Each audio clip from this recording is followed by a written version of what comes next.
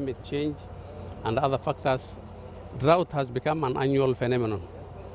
And as a county government, we have engaged in interventions in the past by drilling boreholes in strategic locations. And the recently drilled boreholes have reduced the effects of drought by almost 60%. But that does not mean that drought has affected our people in a big way. Therefore, we are increasing interventions by giving these gensets to boreholes because there has been breakdown for the old pumps. We are giving livestock feed. I think we saw them this morning. We are tracking water to 145 villages.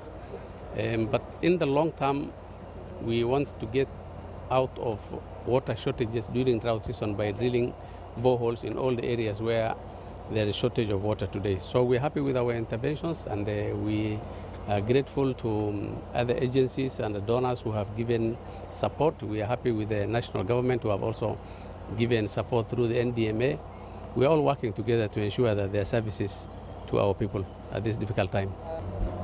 Of course, we have some institutional framework to deal with this problem, and it is working, but we will always welcome any help for these communities.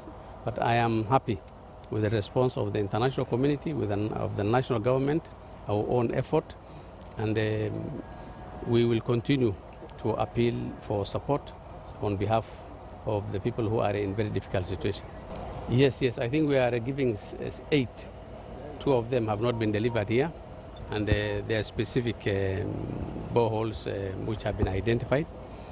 So, and it's covering all sub-counties. Of course, it is need-based, and it is being given to the ones who are facing the biggest problem or who have the oldest gensets, and we will continue to acquire for any which has the need.